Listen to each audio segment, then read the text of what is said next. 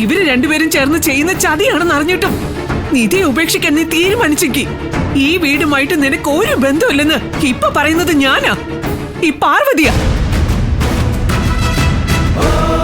ഞാനും ശിവാനിയും ചേർന്ന് ചതിക്കുകയാണെന്ന് ഏതർത്ഥത്തിലാ ഏട്ടത്തി പറയുന്നത്? ഇക്കാലം അത്രയും നിധിയുടെ കൂടെ ജീവിച്ചിട്ട് ഇവൻ എന്ത് സന്തോഷം ഏട്ടത്തി അനുഭവിച്ചത്?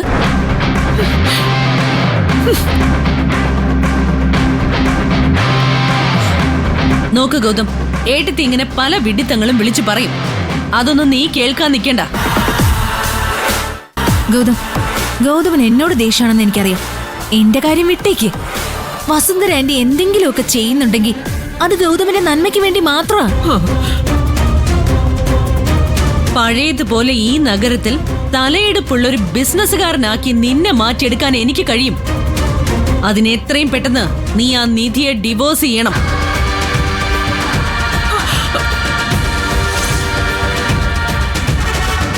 ഞാൻ വക്കീലുമായിട്ട് സംസാരിച്ചു. ഇവിടുത്തെ ഫാമിലി കോർട്ടിന്റെയൊക്കെ ഫോർമാലിറ്റീസ് കഴിഞ്ഞു വരുമ്പോ കുറച്ചധികം സമയമെടുക്കും. അതിന്റെ ഒന്നും ആവശ്യമില്ല. സ്പെഷ്യൽ ഓർഡർ വാങ്ങിക്കാൻ നമുക്ക് അങ്ങ് ഹൈക്കോർട്ടിൽ നിന്ന്. പറയുന്നതിനകം ഡിവോഴ്സ് കിട്ടും. നിനക്കിഷ്ടപ്പെടുന്ന ഇവിടുത്തെ ഏതെങ്കിലും ലീഡിംഗ് ബിസിനസ്മാന്റെ മകളെ തന്നെ നിനക്ക് ഭാര്യയായി ഞാൻ കണ്ടെത്തും. നിങ്ങളുടെ വിവാഹം അന്തസ്സായിട്ട് നടക്കുകയും ചെയ്യും. വെറുതെ തലയിൽ ആള് താമസം ഇല്ലാത്തവര് പറയുന്നതും കേട്ട് ജീവിച്ച് സ്വന്തം അന്തസ് കളയാതിരിക്കുന്നീ. ആ അത് പോട്ടെ, നമുക്കേ വക്കീലിനെ ഒന്ന് കാണാൻ പോണം. ആ ഡോക്യുമെന്റ്സുകളെല്ലാം കൊണ്ടുവന്നിട്ടുണ്ടോ നീ? എല്ലാം കൊണ്ടുവന്നിട്ടുണ്ട്. മോനെ, നീ കാണിക്കുന്നത് സ്നേഹമില്ലായ്മയാ, ചതിയാ. നീ ഇല്ലാതെ നിധിക്കോ നിധി ഇല്ലാതെ നിനക്കോ ജീവിക്കാൻ പറ്റുമെന്ന് നിനക്ക് തോന്നുന്നുണ്ടോ? അമ്മയൊന്നും മിണ്ടായിരിക്കെ. എന്റെ ജീവിതം എങ്ങനെ ജീവിക്കണമെന്ന് എനിക്കറിയാം.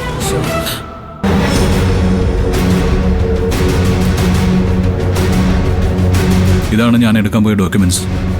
പ്രിന്റ് ഔട്ട് എടുക്കാൻ കുറച്ച് വൈകി. അപ്പോ അത് അങ്ങനെ തന്നെ ആയിക്കോട്ടെ.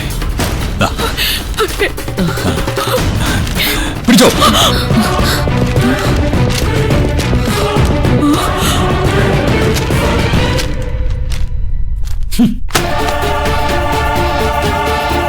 നിങ്ങളുമായിട്ടുള്ള ബന്ധത്തിന്റെ അവസാന അടയാളങ്ങളായി എന്റെ പേരിലെടുത്ത ചില ഷെയറുകൾ ഉണ്ടായിരുന്നു. ഞാൻ അതിന്റെ പ്രിന്റ് ഔട്ട് എടുക്കാൻ പോയതായിരുന്നു. ഇതെന്താണെന്നറിയോ? എല്ലാത്തിന്റെ അവകാശം ഒഴിഞ്ഞുകൊണ്ടുള്ള എന്റെ സമ്മതപത്രമാണ്. ഇതോടുകൂടി നിങ്ങളും ഞാനും തമ്മിലുള്ള സകല ബന്ധങ്ങളും അവസാനിച്ചു.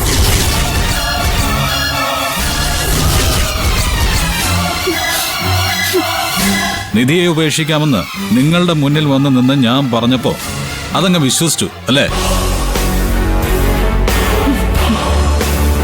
നിങ്ങൾ എങ്ങനെയാണ് നിധിയെ കുടുക്കിയതെന്നും അവളെ രക്ഷിച്ചെടുക്കാൻ എന്തെങ്കിലും ലൂപ്പ് ഹോൾസ് ഉണ്ടോന്നും എനിക്കൊന്ന് അറിയണമായിരുന്നു. അതിനുവേണ്ടി തന്നെ ഞാൻ മുന്നിൽ വന്ന് നിന്ന് ഈ നാടകം കളിച്ചത്. നല്ല ഒന്നാം തരം ഡ്രാമ.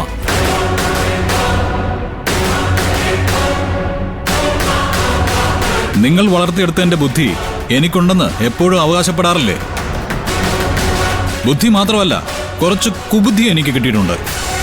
അത് ഞാനെടുത്ത് നിങ്ങൾക്കെതിരെ തന്നെ അങ്ങ് പ്രയോഗിച്ചു.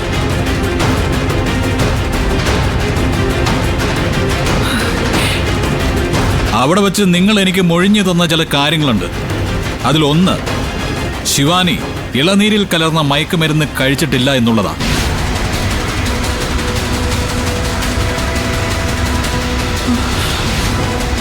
രണ്ടാമത്തേത്, വളരെ പാടുപെട്ട് SIയെ സ്വാധീനിച്ചാണ് കേസ് കൊടുത്തതെന്നും അത് നിധിയെ എന്നിൽ നിന്നും പിരിക്കാൻ വേണ്ടി തന്നെയാണെന്നും നിങ്ങൾ സമ്മതിച്ചു.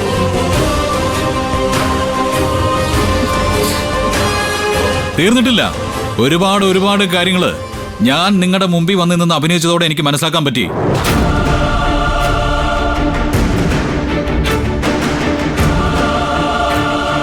നിങ്ങൾ പറഞ്ഞതിനെല്ലാം തലയാട്ടി സമ്മതിച്ചു തന്നപ്പോ എന്തായിരുന്നു ഈ മുഖത്തെ സന്തോഷം?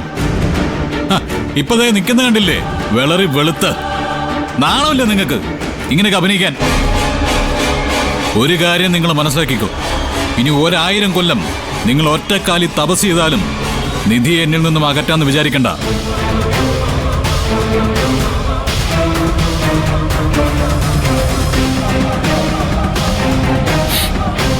എന്റെ എന്റെ മോനെ, എനിക്കിപ്പോ എന്തുമാത്രം സന്തോഷായിന്നറിയോ. നീ ഈ വീട്ടിലേക്ക് തനിച്ച് കയറി വരുന്നത് കണ്ടപ്പോ എന്റെ പകുതി പ്രാണനങ്ങ് പോയതാ. ഇപ്പൊ സമാധാനായി മോനെ.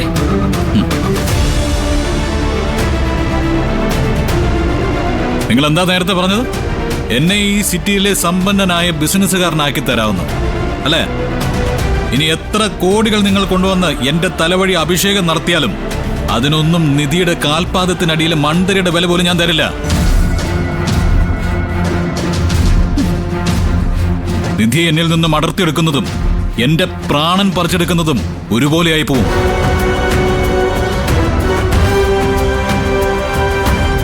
നീ എന്താ നേരത്തെ പറഞ്ഞത്? എല്ലാം എന്റെ നല്ലതിന് വേണ്ടിയാണോ? അതെനിക്ക് ഉറപ്പുണ്ട്. എനിക്ക് വരാൻ പോകുന്നത് നല്ല കാലം തന്നെയാ. പക്ഷേ നിന്റെ കഷ്ടകാലം അത് തുടങ്ങാൻ പോവാണ് ശിവാനി.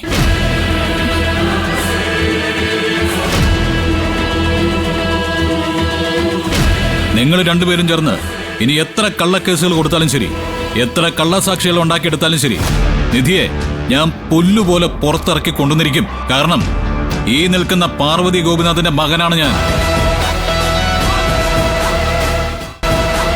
കേട്ടല്ലോ, പറഞ്ഞത് കേട്ടല്ലോ. ഇതാണ് ഞാൻ നേരത്തെ പറഞ്ഞത്, എന്റെ മോനാണ് ഇവനെന്ന്. ഗൗതം, നീ ഒന്നോർത്തോ, തെറ്റായ വഴിയിലൂടെയാ നീ പോകുന്നത്. കഷ്ടകാലത്തിലേക്കാ. നീ ഇനി എന്തൊക്കെ എങ്ങനെയൊക്കെ പരിശ്രമിച്ചാലും നിധിയെ പുറത്തിറക്കാൻ പറ്റില്ല. ആയിക്കോട്ടെന്നേ, അങ്ങനെയാണ് വിധിയെങ്കിൽ അങ്ങനെ തന്നെ ആയിക്കോട്ടെ. ഇനി ഈ ബാക്കിയുള്ള ജന്മം മുഴുവൻ നിധിക്ക് ജയിലിൽ കിടക്കാനാണ് ദൈവം വിധിച്ചിരിക്കുന്നതെങ്കിൽ അതിനെ പൂർണ്ണ മനസ്സോടെ ഞാൻ സ്വീകരിക്കും.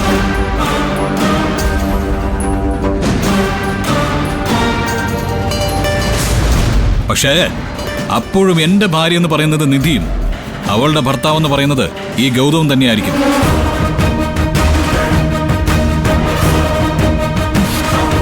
പക്ഷേ ഒരു ദൈവവും അങ്ങനെയൊന്നും അങ്ങ് കയറി തീരുമാനിച്ചു കളയില്ല. കാരണം നിധി ഒരു തെറ്റും ചെയ്തിട്ടില്ല എന്ന് ദൈവത്തിനും എനിക്കും ദാ ഈ നിൽക്കുന്ന അമ്മയ്ക്കും അറിയാം. ഞങ്ങളുടെ പ്രാർത്ഥനകൾ ദൈവങ്ങൾക്ക് കേൾക്കാതിരിക്കാനാവില്ലല്ലോ. കാരണം നീതിയും സത്യവും ഞങ്ങളുടെ ഭാഗത്താ. നിധി പുറത്തു വരുമോ ഇല്ലയോ എന്ന് നമുക്ക് കാണാം. Just wait and watch.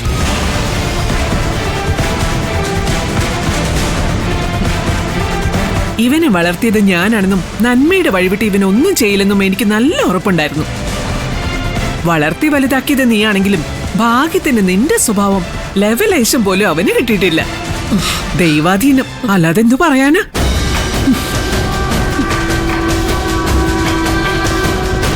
അമ്മേ, ഞാൻ ഇറങ്ങട്ടെ. എനിക്ക് ചില ജോലികൾ ചെയ്തു തീർക്കാനുണ്ട്. ഇറങ്ങിക്കോ മോനെ, ഞാൻ പോയി എന്റെ ദൈവങ്ങളോട് നന്ദി പറയട്ടെ.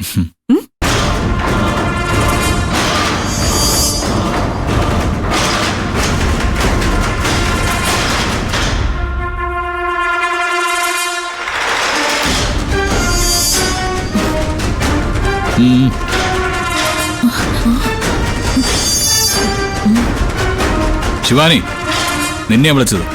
ഒന്ന് പുറത്തു വാ, തനിച്ച് ചിലത് സംസാരിക്കാനുണ്ട്.